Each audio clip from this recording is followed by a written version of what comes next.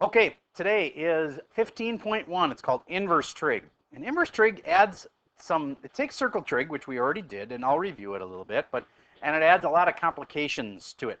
And so I think I'm going to start by just talking about the tides lab, since it's the next slide that I have here. Do you remember the tides lab, which was technically due today? Okay, since I wasn't here on Friday to remind you, I will not grade it today, but I'm going to say it's officially due tomorrow. All right, if you are done with it, here's what you should have done. If you haven't finished it, here's what you should do. You have got 2 low tides and 2 high tides. They're probably pretty close to each other. The low tides are probably pretty close to whatever the low tide is in that area. Some places it's way below sea level. Other places it's right about sea level at the low tide, and other places it's above sea level. So it all depends on where you pick. Okay, but this whole slide that tells what to do, we're not doing all of that. We are going to be taking 2 low tides, 2 high tides, averaging them. Okay, I'm going to pause for a second. Okay, so the question was basically about what if we did what's on the sheet instead of what I told you to do. If you followed the sheet instead of what I told you to do, I will accept that. I just wanted to simplify your life a lot by just saying take 2 highs and 2 lows. If you look back at the video I recorded for that day, it says exactly what to do. But I'll say it again. And then you can average the low tides and average the high tides. Then you can, from there, just take either the average of the times between them, the time between high and low tide. You can either do that, or you can just take the first time period between the first high or the first low and the next one. That time period between the high and the low is the critical time period. Okay, and then again, you can either take the average of those, or you could just take the first time period. And then you have a time between them, and you have a high and a low, and that's all you need to write your equation. So it's actually a very simple lab if you just follow those directions. All right, and I apologize for those of you that did all the rest, but I tried to tell you that we're doing this differently. We're only going to do this when I first introduced the lab. So, okay, so the final thing is you do need to have this in the lab notation format, like as in there's 20 points, and 2 of them are for the, what's the first word called? What? The purpose, yes. 2 points are for the purpose. You did so much work, I'm not going to make you redo stuff. So, but what I asked you to do before was put it in the format for all labs, right? So purpose was one thing, and then there's procedures, and then there's calculations, and then there's conclusions, and what's the, yes, a sketch, yes, sketches in there, yep. Math reflections, yes, so reflect on it. So what did I learn from this kind of thing? Okay, so I'm sorry for those of you that did more, but I tried to tell you before what to do. And there's the final clarification. This is due tomorrow. Let's move on. So I'm going to get to just a quick reminder that all these trig identities, which were the ones you actually needed to have burned into your brain? These, the Pythagorean ones, and these reciprocal identities. If you've got those, and then the double angles, then you're ready for the calc test. Because on the calc test, what they say is that they have almost never seen, even the double angles are rare, okay, but they've almost never seen the other ones on there. And I guess, frankly, you should already have these memorized, that sine is opposite over hypotenuse. I'm assuming you already have those, okay? And that sine is y. I guess that's just another thing I'm assuming is not really a identity, it's just a fact about trig. So the last one is these double angles. Sine of 2 theta is 2 sine cosine. And then cosine of 2 theta is, all we expected you to memorize was this one, because these two are just where you took this one and you replaced cosine with 1 minus sine. Or you replaced sine squared with 1 minus cosine squared. Those come from other identities. So if you've got all the ones that I just circled here, plus these, memorized, you're good for the what we expect here at Minnetonka High School anyway, for preparing for the AP test. All right, moving on. Could you get that door for us, please? Thank you. overall, inverse trig, I don't like this slide that much, but I want to make sure you do get this difference. Let's say I was talking about sine, and I could say sine of 30. That's how we always started. We'd take sine of 30, and we'd get from it an answer. Do you have this one memorized yet? 1/2. And that is side ratios. Notice, this is an angle, and these are ratios of sides. I'm going to call them side ratios, as in you've got a few of these big ones memorized. 1 square root of 2. That's side ratios in action. Remember how if this is the angle we're talking about? Tangent of that 45-degree angle is 1/1.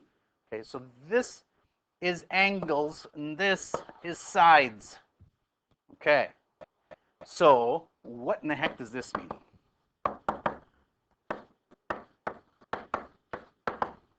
Think for a second. Did they already in the problem give you the angle, or did they give you the sides? They gave you the sides. So what do they want you to figure out? The angle. So I want you first and foremost to think of inverse sine as they're asking you to figure out the angle for this. That's like saying, I want an angle. Okay, so if you're going to get these answers, you're going to say, okay, this is just like you saying sine of some angle is √3/2. I call that a rewrite. Do you get that those two, the green one and the blue one, actually are the same thing? They are. Not exactly the same. If they were the exact same thing, we wouldn't have to teach you anything right now, because you already know how to answer these questions, right? We had one on your last test, and we had one on the test before that. By now, you're supposed to be good at that. Let's review it for just a second in case you aren't. If it was this blue one, which you've done before, and it's very similar to that, it's almost exactly the same as that. This green one and this blue one are pretty darn close to the same thing. But if it was the blue one, we'd be looking for, where is sine positive? Because it's a positive √3/2. All students take calc. Where's sine positive? Must be in one of these two quadrants, because sine would be negative here and here. Get what I'm saying? All right, I'd like you to finish this one. What are the two answers for this? Sine of some angle is √3/2. The question is, what are the angles? And there's actually two of them. So you better draw yourself a triangle. Figure out where would those sides be on the triangle. I'll pause for a second while you try that. Okay, so just a quick review of how this works. Sine is opposite of hypotenuse. Opposite side is square root of 3. Hypotenuse side is 2, and therefore this must be a 1. And I hope you remember that across from the 1, you'd find a what degree angle? 30. What's across from the √3 over here?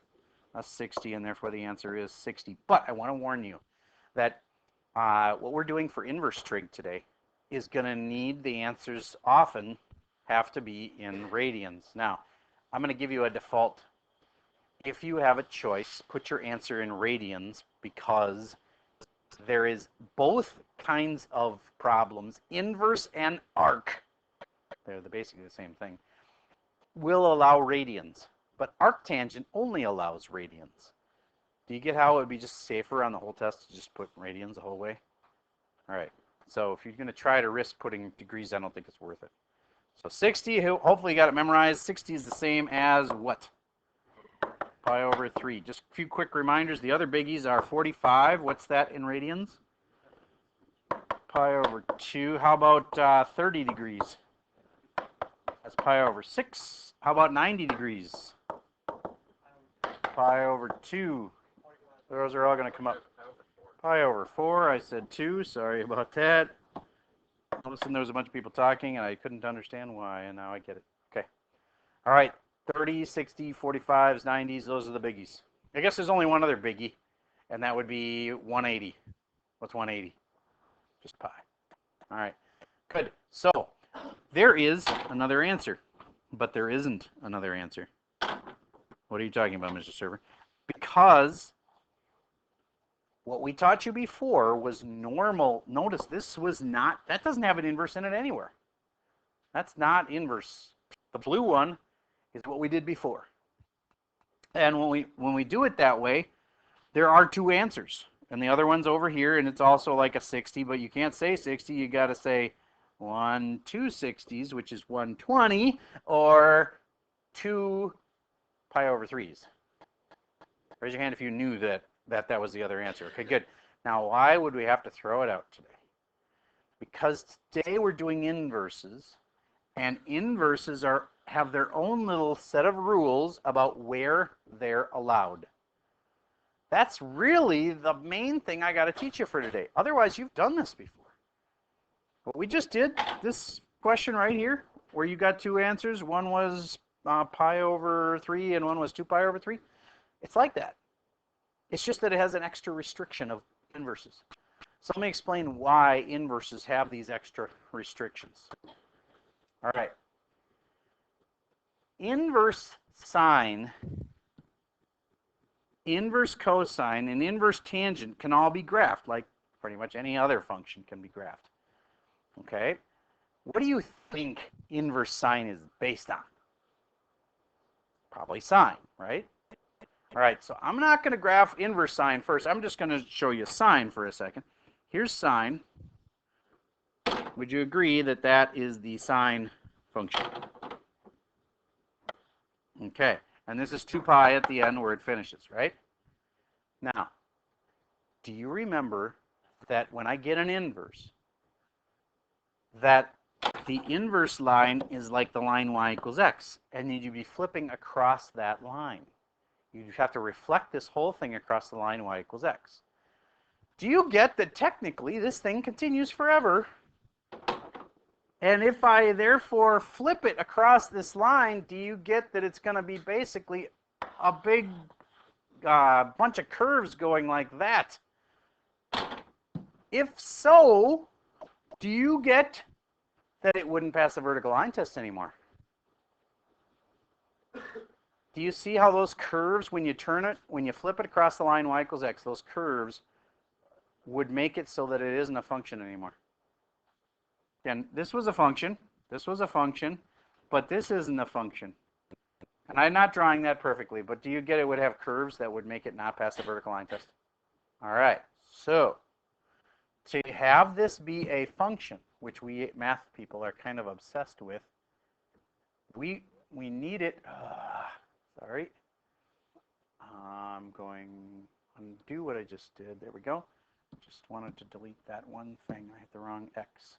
Okay, so if we're kind of obsessed with functions and we need this to stay a function, then we can only do part of the sine graph. The original sine graph has waves forever, right? So to get it so that it's inverse will also be a function, then we've got to take sine, which kind of goes like this. Would you agree that's the start of sine? Okay. And we have to limit it down so that, there's a test for this, by the way. If it passes the vertical line test, it's a function. If it passes the horizontal line test, then its inverse will also be a function. So we need to limit this to here and there. That little stretch between, that would be negative pi over 2, and this part right here would be pi over 2. That is the stretch that's closest to the origin. That's why we picked that one, because otherwise that gets repeated a bazillion times. You could pick it somewhere else. But between negative pi over 2 and pi over 2, that's the little zone where it passes the vertical and horizontal line test. Do you understand that much? Vertical line test, line goes straight up and down. If you have a vertical line like this, and it never touches more than once, see, it passes that, never touched it more than once at a time, okay?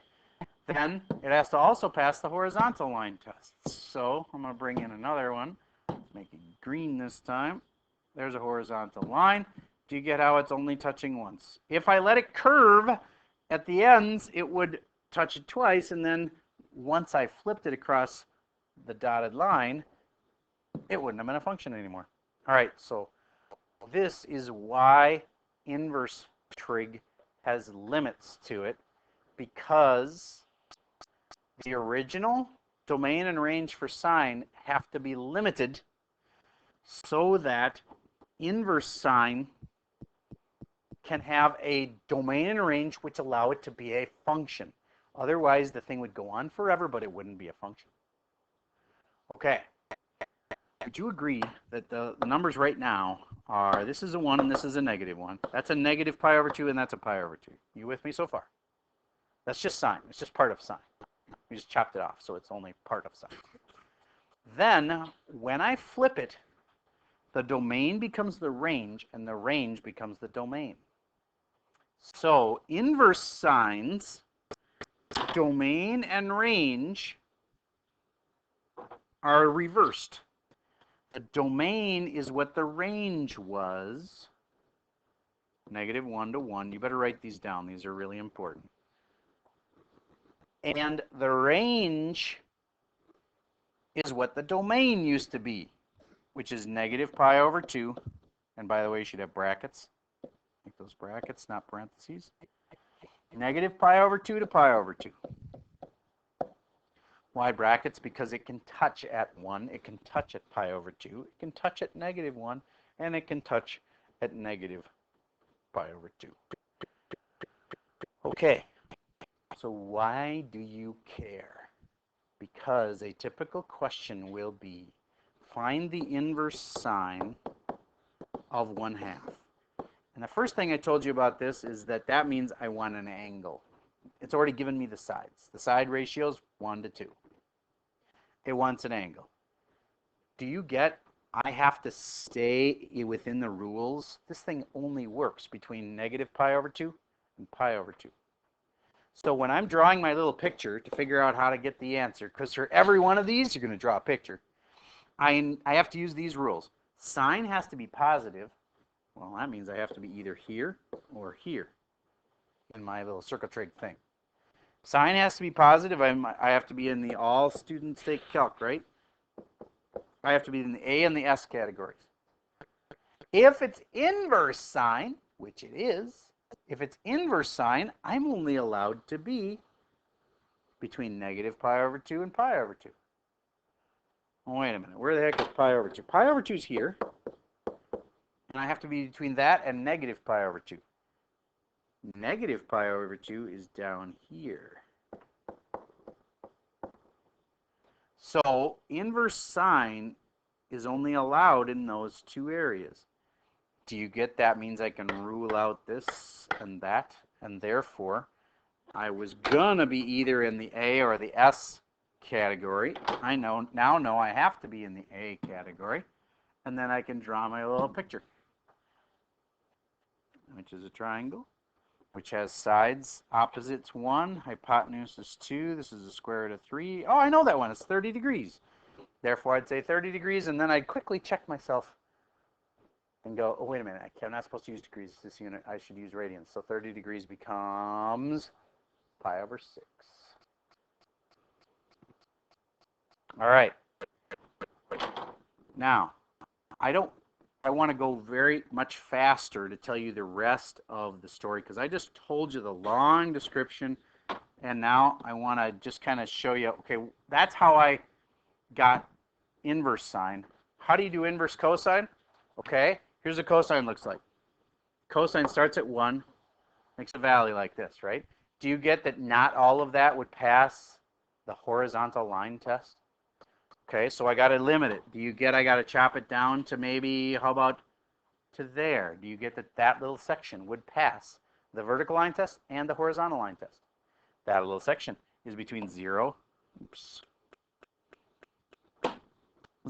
and pi. And this way it's between 1 and negative 1. So if I move this guy down here and say the inverse cosine's domain must be the same thing as the range on this one, which was from negative 1 to 1. Brackets.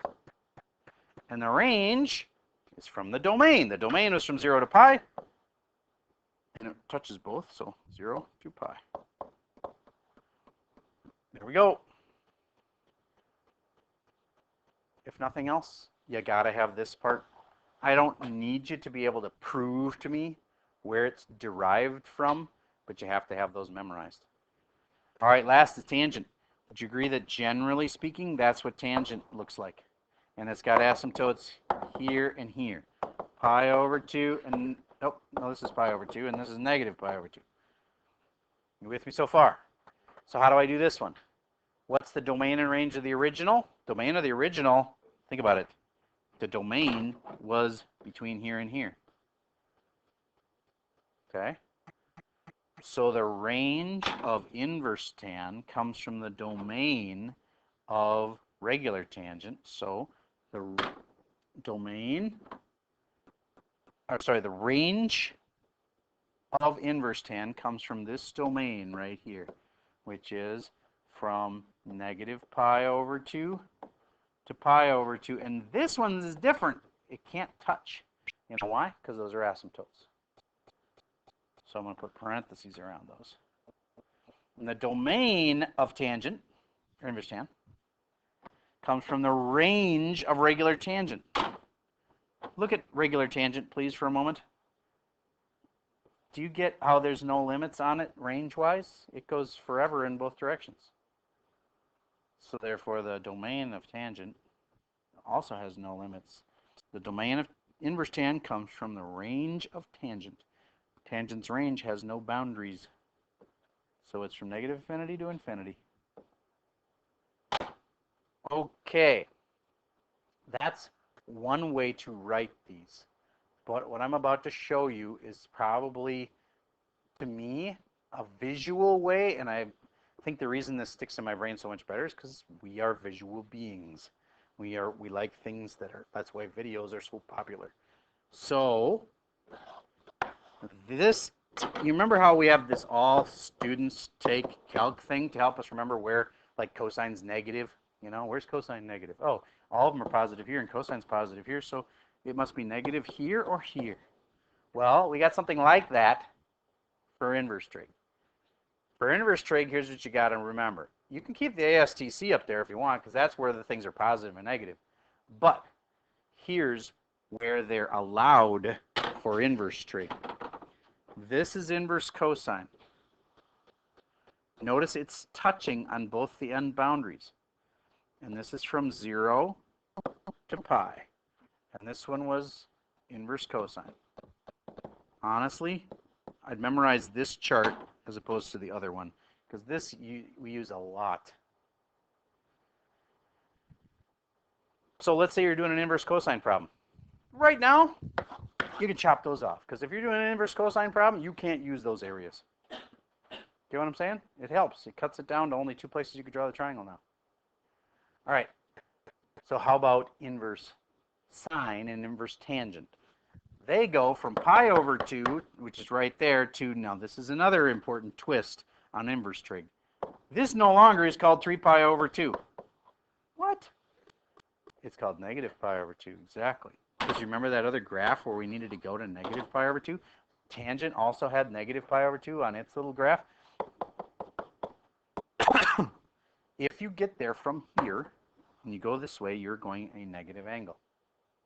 All right. So where is tangent and sine? They're both in the same side. They both use the right side.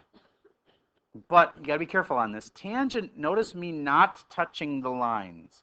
Why? Because there were asymptotes at pi over 2 and negative pi over 2. And that's why inverse tan can't touch.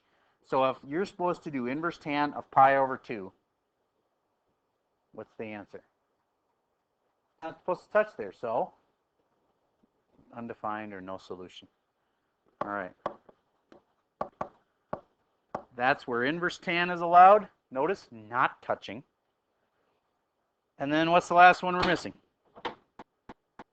Sine. And that's the one I showed you the long description of. That one can touch on both ends because it actually has a value at pi over 2.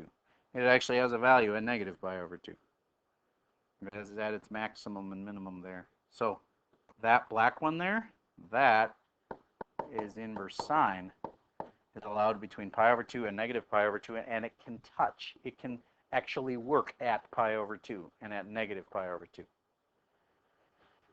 Okay, so this little chart is what it's all about, because the other stuff you already did. You already been tested on it. You already been tested on it twice, because we even had a problem on it in last test. Okay, that was things like this. Sine of some angle is negative a half, and you had to figure out what angle it was. So you'd go, okay, where should it be? All students take calc, and you know sine's negative here and here. So I got to throw out these, you know what I'm talking about? And then you draw the triangles for it and figure out, okay, I guess there's a triangle here and there's a triangle here, and you can figure out the two angles. Well, in inverse trig, there won't be two angles, because when we do inverse sine, what I just got done talking about is inverse sine is only allowed in here to here. Do you get how that rules out this little area? Can't be there anymore. It's really, honestly, a little bit simpler, because you don't have two answers anymore. You're just going to have one. But you just have to know which one gets thrown out. Okay, so if I was going to finish this question, by the way, the original problem would have not been written this way. It would have said inverse sine of negative 1/2, sorry, is equal to theta. That's how they'd write an inverse sine question. And then you would translate it to, okay, so sine of some angle is negative 1/2, and then you would narrow it down to just this triangle, and then you'd go, sine's opposite over hypotenuse. The opposite's negative 1, hypotenuse is 2. This must be square root of 3. The one that's crossing the 1 is a 30. 30 is wrong on so many levels. It's 30, but you shouldn't say 30. What is it? Pi over 6, and then negative pi over 6. Very good. Why? Because we're down here in the death quadrant. No, actually, that's not the death quadrant. And then this one's negative pi over 6, because we have to come from here and rotate down to that angle. That's negative pi over 6 is the final answer. Okay, so there's two quadrants you have to watch out for. This quadrant right here, whenever you get an angle in there, you're going to be tempted to either write a really big answer, like 11 pi over 6. Wrong, because the biggest answer you can ever have is pi. Because anything past that, notice nothing works in here. This is the dead zone. There's no inverse trig done in there. If you ever find yourself drawing a triangle in quadrant 3, just got to smack yourself across the face and start over again, because you're doing something wrong. You're not allowed in there. Okay? How about if you're in here? The thing to be scared about in here is your answers always come out what? Negative. Have we ever given negative angles for answers before? No. The only time we ever did is if we said what's coterminal with this. But we never allowed that before. Do you remember that the rule was it's between 0 and 2 pi? Notice those are positive. It specifically says bigger than 0. But now we're allowed to give negative answers. Okay, so the two places when you're drawing your triangles, and all these come down to triangle. The two places to watch out for is if you're drawing one in the dead zone, you're in trouble. And in here, it has negative angles. You got to give your answers a negative angle. So often people have it all right and forget the negative, and that will be wrong, because it's the only real difference between this and the last chapter. Okay, so that pretty much covers it. Now, we actually need to try some real problems now and see if you can actually do it. First thought, I don't like using the unit circle for this because it's too helpful, and then all of a sudden you'll get used to using it, and when you get to this problem, it won't work because there's no unit circle spot for that. So I encourage you to not use this unit circle, and instead just draw a regular circle with a line like this, and let's do the first couple problems together. And besides, you're not going to be given the unit circle on your test. If you've got it memorized, goody for you. That'll help. It will. It's a lot to memorize, and it's probably not worth it because you can draw triangles for them. Okay, this is saying to me I want an angle. What's saying that? The -1. Just imagine that if it has like a little thought bubble on it, it's saying, I want an angle. It wants an angle. At the end, you better give an angle for an answer. That's the point. We already know the sides. We need to know the angle. So then I suggest you rewrite it as sine of an angle is √3/2. And then it's just like one of the problems from last chapter. Where is sine positive? Oh, students take calc. Where's sine positive? A, S, T, or C? A and S. Good. But A and S aren't both going to work because where is inverse sine allowed? A and C. So if inverse sine's only allowed in from here to here, then I'm going to not use this one, and my triangle goes in here. And now it's just about drawing triangles again. Opposite, hypotenuse, none of them are negative, just double checking. Yeah, we're in that all positive quadrant. And this is a 1, that makes this a 30, that makes that a 60. Why would you get it marked wrong for saying 60? Because you want to give your answer in radians. So 60 in radians would be what? Pi over 3. The answer for this is pi over 3. Now, I want to be a little more clear on why you need radians. Some of them will say arc cos as opposed to cosine with a -1. It actually means the same thing. But in some books, they will say you have to give your answer in radians if it's an arc, because think about it. Radian came from where the arc and the radius were all the same, and therefore you're talking about arcs, you're talking about radians. So I'm saying to you, just always give your answer in radians, and you won't have to worry about it, because these kind that have inverses with a little -1 pretty much means the same thing. You can have answers that are radians or degrees here, so why don't you just always use radians, and then you won't possibly get it marked wrong for that. Okay, on to the next one. Inverse cosine of -1/2. See if you can draw me the right picture for inverse cosine of -1/2. By the way, hint, hint, I would rewrite this as cosine of an angle is -1/2. Honestly, that rewrite really helps because then it brings you right back to what we did last chapter.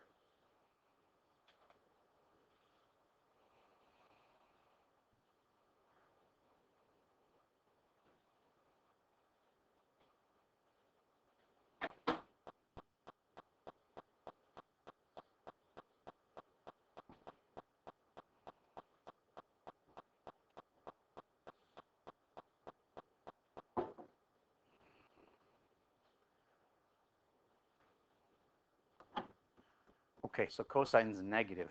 That give you a clue? If cosine's negative, I'll throw out those two. Inverse cosine, do you have it memorized yet? Is only allowed up here. That throws out that one. Therefore, a little triangle drawn right in here would solve your problem. Then did you get opposite? Wait a minute, something's wrong. Something's wrong. Okay, thank you. Sorry about that. Why didn't nobody stop me before? I stopped myself. That's really sad. All right. So I said cosine was negative, and then I crossed off the wrong things. If cosine is negative, it can't be here, and it can't be here. There we go. Now, inverse cosine is only allowed from here to here. So that means cross off that one, and that's the dead zone. You can always cross that one off, actually, if you're doing inverse trig. This area here is never the answer. Okay, so then I'm drawing my triangle here. Cosine's opposite over hypotenuse, -1. That doesn't look like a -1, so it's not. Cosine's opposite over hypotenuse. There and there. So what? Oh, it's adjacent. That's why. Okay, good. Cosine's not opposite over hypotenuse. Nobody stop me again. Cosine's adjacent over hypotenuse. -1, 2, and this one's square root of 3. Okay. Now, What's across from the 1? That's a 30. What's across from the 3? That's a 60. Is your answer 60? No, it's wrong on like 5 levels. Number 1, don't use degrees. Number 2, it's not 60 at all. It's actually all the way from here to here, which is what? 120. And then we should change the 120 to what? Radians, which is what? 2 pi over 3s. Final answer, 2 pi, right up here. Theta is 2 pi over 3. All right, we should do one where you can't draw a triangle. What? You can't draw a triangle? Let's do number 4. Why can't you draw a triangle for number 4? Because when you rewrite it, you say sine of some angle is 1 over 1. Do you get that the hypotenuse being exactly the same as another side in the triangle means you can't draw a right triangle like that? But it still can be answered. Where is sine 1? I'll give you a reminder. Sine y. Cos x. Tangent y over x. I'm talking about? Sine is the y coordinate. It's one of these points. Where is the y coordinate? Sine's y. Where's the y1? At this spot. You see that spot? That's the spot where y is 1 because it's 0, 1. Sine y, y is 1. Make sense why we're there? So if that's the answer, what is the answer? Pi over 2. But be careful. Is inverse sine allowed there? Because we never really checked that. You can't just like trust the answer right away because sometimes the answer isn't yes. Yeah, sine is the one that can touch up there. So inverse sine's allowed from here to here inclusive, like it touches both ends. So yeah, that's allowed. It's in the answer range you can have. So therefore, it is pi over 2.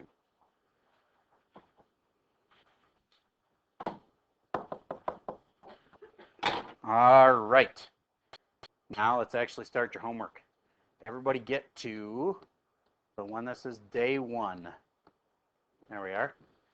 And now it's a little bit, considering how much time I'm going to be able to give you, it's a little bit long. So we're going to cross off several of these. We're going to cross off 10, 11, 12, 21, 22, 23, and 24. So basically, if you're a visual person, all of those.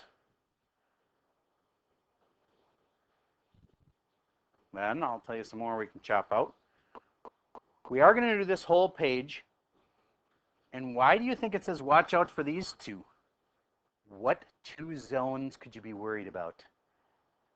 The dead zone, yes, which is there. Maybe they are asking you to give an answer in there, and the answer will be there's no solution. Or option B, what's the other zone besides the dead zone? The negative zone, where you give negative answers in there. And they're always between 0 and pi over 2, so it might be like negative 60 or negative pi over 3, you know, or negative pi over 4 for a 45 degree. But either of those answers are going to end up in the negative zone or the dead zone.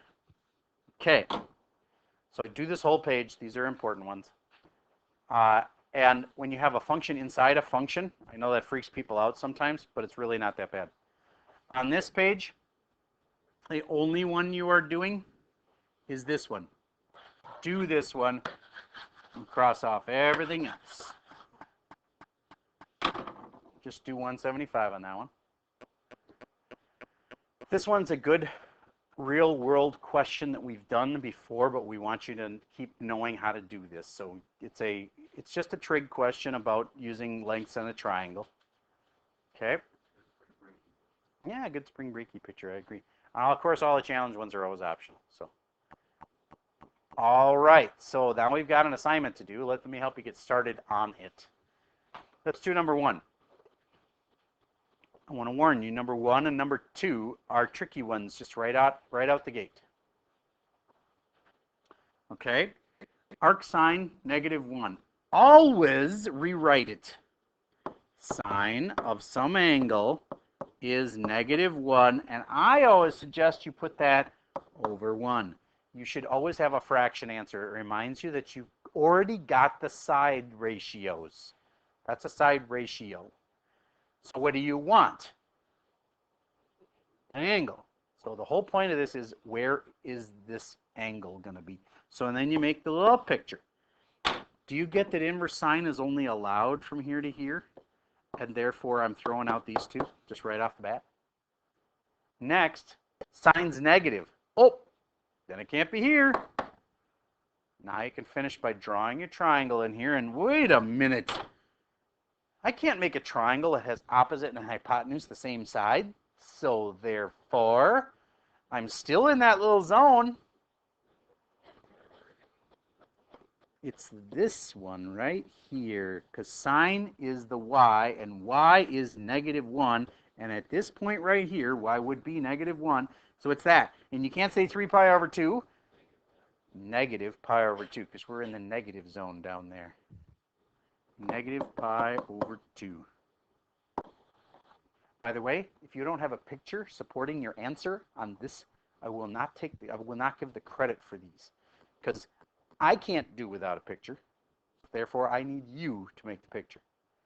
Okay? And I'm going to expect the same thing on the test. When we have the test on this stuff, you're going to draw me a picture for every single one of them. All right. So this next one, drawing a picture, surprisingly enough. The sine of some angle is -√3 over 2. So I'm going to right away start with, where is sine negative? Sine's positive here, and sine's positive here. So it must be down to these two. And then I'm going to say, where's inverse sine even allowed? Inverse sine is only allowed here to here. Therefore, I'm crossing off this one. So now I know I'm in the negative zone. Be careful with that, because I bet, without me reminding you, I bet a lot of you would have gone through, drawn your triangle, got your sides, even maybe made sure they were negative the right way, you know, where opposites -√3, hypotenuse is 2, and this is 1, and you figured out it's a 60. But then some people would have said, so therefore the answer is 300 degrees, also known as, and they do it in radians, wrong. It's -60, or negative pi over 3. Okay, let me do one where it's a nested one. They're in a nest. There's one inside the other. And I strongly recommend you start on the inside. I don't know any other way to do them. And you basically just do this whole problem. But do you get the catch? When it's all done, then you do the sine of that angle. Remember me saying you had a picture for all of these? Okay, I'm going to make a picture for this. But wait a minute. It's sine of some angle equals 5 over 4. Are there any alarm bells going off in your head on this one? How am I going to get an opposite to be 5 and the hypotenuse to be 4? You can't. Do you get how this is telling me the hypotenuse is smaller than another side? Equal to the other side we could deal with the unit circle. But this, we just can't do. You know why? Because sine, inverse sine, is only allowed, its domain is between -1 and 1. And therefore, this is bigger than 1. And therefore, there's all kinds of reasons why there is no solution. Done. Why? Because you couldn't draw a triangle for it. You can't draw me a triangle where its hypotenuse side in a right triangle is smaller than the other side. And even making them equal is kind of a stretch. When this number is equal to that number, then we use one of that quadrantal thing where we pick one of these 4 spots, there or there or there or there. Okay, this next one. Cosine of some angle is √2 over 2. This one will work out nice. Something I want to warn you about is that they use the rationalized form of this, and therefore what you're used to is 1 over √2. These are identical to as if they had said cosine of an angle is 1 over √2. And then you'd have that 1, 1, √2 triangle that you're used to. I would recommend that you change to that. So say cosine is equal to 1 over √2. Just what I'm trying to say is this is equal to that. This is easier, so use it. Okay, so how am I going to draw this? I need a picture for everyone, otherwise server says he's not going to give me credit. True. All students take calc. Cosine is positive, so it could be here or here, not here, not here. Then where is inverse cosine even allowed? Hopefully you're getting these memorized. Inverse cosine is only allowed from here to here. So therefore that's out. Therefore I'm drawing my little triangle right here. Its sides are, cosine is adjacent over hypotenuse. Adjacent side is 1. Hypotenuse side is root 2. I know this one. 1 root 2. What is the answer? 45, but don't say 45. Pi over 4. There you go. And again, I warned you, 91 and 92 are in the either the dead zone. Uh-oh, what?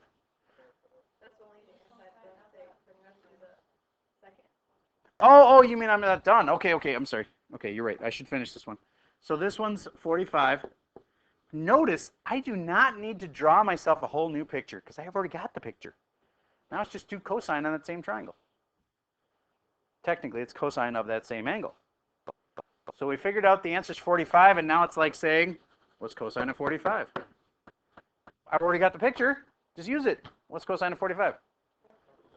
1 over square root of 2, and therefore the answer is 1 over root 2, which, by the way, means the answer could have been root 2 over 2. The same thing you had to start with, which is weird, but true. No. That's a good question. I know what you're thinking. You're thinking inverse cosine and cosine should cancel each other out, but not all the time. That's the problem. It's a really complicated set of variables on when they will and will not cancel each other out. So all I can tell you, I've done this for many years in regular pre-calc. We do the same stuff in regular pre-calc. Kids always think, oh, arc cosine and cosine are just always going to cross each other out. There's many counter examples, and we usually use one on the test. So what you need to do is always start on the inside and do the problem from the inside out, and you'll be okay. All right, I know that was intense. Not quite time to leave yet. I'd like you to listen to one more thing. Honestly, in regular pre-calc, that was 4 days of material. Okay, so that's a lot to learn. I know. And you're in honors, and if anybody asks you, you are learning a lot faster in honors. But honestly, the questions, once they're done with 4 days, the questions are about the same difficulty level. It's not like these are impossible questions. It's just that you got to cover it quickly. You got to be able to learn fast. All right, that's all I got for you for today.